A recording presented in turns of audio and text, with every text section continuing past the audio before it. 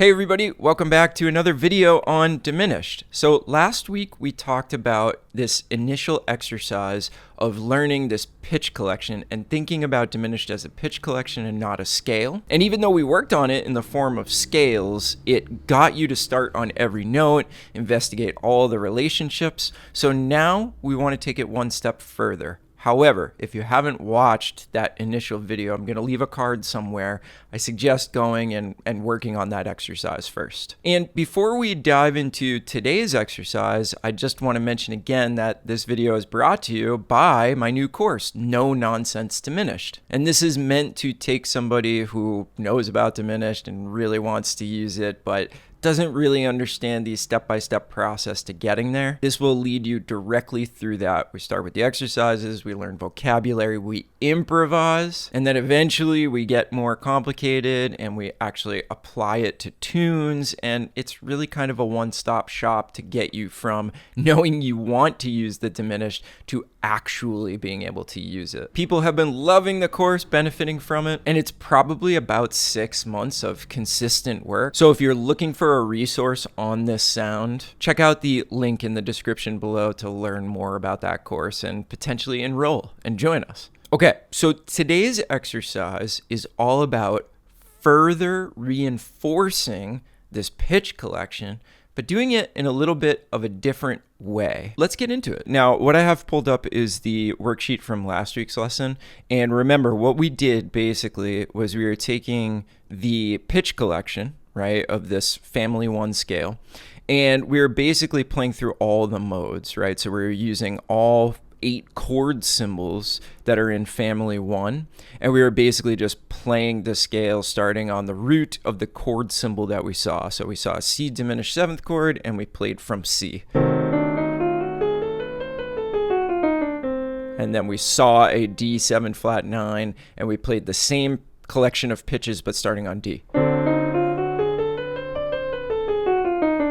Okay, and it really important exercise because it really gives you that facility, right, that you need to start working on all this stuff.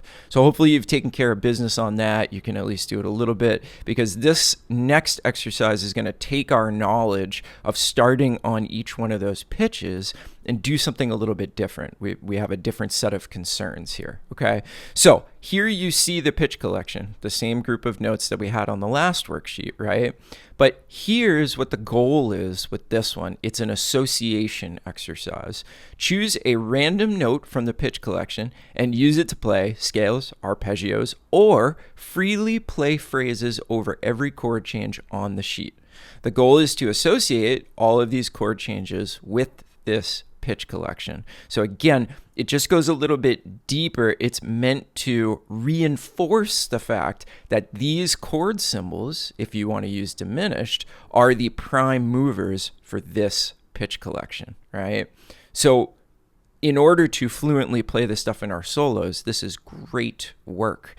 And the skills that we developed in the last exercise, where we're starting to develop facility and muscle memory with this pitch collection, it sort of doubles down on that while allowing you to do some different things. So let's try something.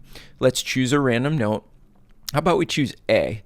And we'll start by playing some scales. So over this C diminished chord, we're going to play from A to A in scalar motion, but over the sound of C diminished. So we would play C diminished, and we would play from A to A.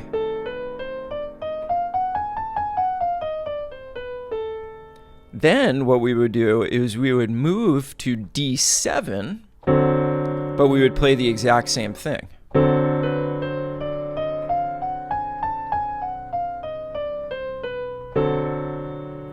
So in some ways, this exercise is actually easier because we're just literally playing the exact same thing 8 times in a row. But what changes is the context in which we are hearing it. So if we play E flat diminished, and we play the same scale,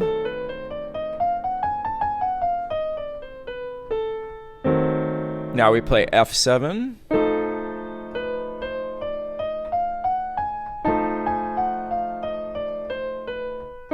hear how nice that is?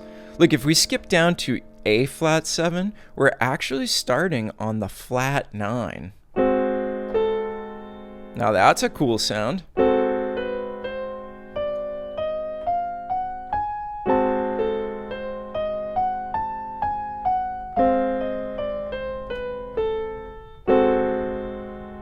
So you see, we're having a completely different context of what we're hearing it in. Now also think about what we're doing. If we start on A, here we're starting on the 6th, here we're starting on the 5th, here we're starting on the flat 5, the 3rd again, the flat 9, as I said before, the root, and then the 7. So we're also associating, starting on all of these different notes. Then we develop freedom for wherever our phrases go, we have access to a note over one of these chords that makes sense. So we're developing more freedom. Not to mention we're playing that particular order of notes and form of the scale 8 times in a row. I mean, do you know how good that's going to be for your muscle memory and your technique? Right? Technique is sometimes all about drilling stuff. I can't think of a better drill. All right, so now here's where it gets really interesting. Remember how I said arpeggios work too? So now let's choose another random note. How about we choose F? And what we're going to do is we're going to play an arpeggio based off of F. So F, G sharp, B, and D. Simply every other note in the pitch collection. All right, let's play that over C diminished, see how it sounds. Well, that sounds great. What about over D7? Wow, that's about the hippest thing that I can imagine. Why? Oh, well, it's all the altered tones. Look, if I moved all of these notes up a half step, we're playing mostly chord tones, but look, I'm just moving them all down a half step. And I get all the tension notes, sharp 9, sharp 11, 13, and then obviously the root on top. But wow, this is a completely different way to think about what arpeggio you should play over it, right? Wow, what a fantastic thing to have happen simply by choosing a random note and deciding to play an arpeggio based off of that random note. We kind of hit the jackpot. So if we played over E flat diminished, I mean, these things are super hip.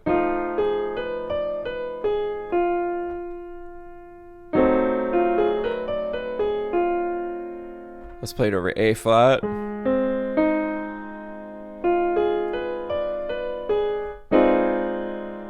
This is fantastic, and all it came from was just choosing that random note.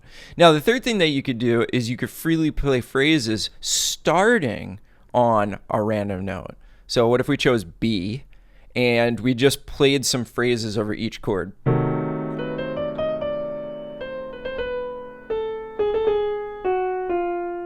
Now I go to D7, but I'm going to start my phrase on B again.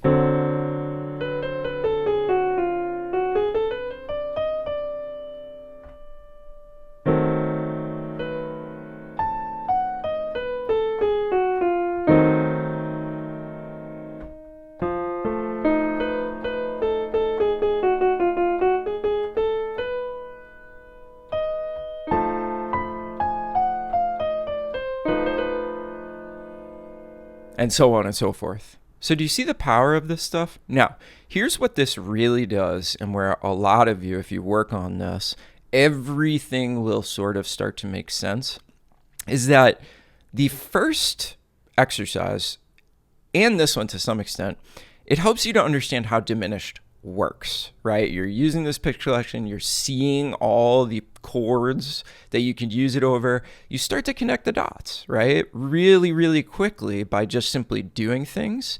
But the second thing it does is it combines the understanding with facility. And that's the whole game, is that you want to have knowledge of how something works. Even though it's not completely necessary, you could play something without having complete knowledge of how it works, but the understanding helps, right? But the thing that a lot of people are missing is they have the knowledge, but they don't have the muscle memory and facility and freedom to actually use it. And that's what this takes care of. If you work on this for long enough, you understand all the ways that you can use diminished, how it all lines up. If you do enough of these random scale / arpeggio / free association, and through this work, you also develop this tremendous facility and confidence with the diminished. It's really, there's not much else to it, right? This is sort of everything. Then you can go and improvise in the wild, and you start to see places all over the place that you can use this, and you actually have the ability to put it into action. Okay, so I hope you came away from that with some understanding on a different way to still deal with the fundamentals. And what we have you do in the course is you do last week's exercise with the help of backing tracks and all that kind of stuff. Then you do this exercise for a while. Then we start to dive into some actual diminished vocabulary, and we start to put this stuff in context. Then we just move through the families. We do it both in major and minor 5-to-1 motion, which is a really typical place for people to use this. Diminished is a great way to create tension and release, and it's very versatile. It works in major keys, it works in minor keys. It's just such an awesome sound. So again, check out that link in the description if you want. It's one of those things where you could do all this stuff on your own. I have no doubt that all of you could do that, but this is just kind of a shortcut. It's kind of a cheat code where you just sort of follow the curriculum and you end up having all these skills. All right, enough shameless plugs for that. Thank you so much for watching the video. I hope that you got something out of this. Let me know if you have any questions in the comments below. If you've ever gotten any benefits from any of my videos, please consider liking and subscribing. That really does help us get out to more people just like you that can benefit from this stuff. And beyond that, I hope you're all having a great week, and we'll talk to you soon. Bye, everybody.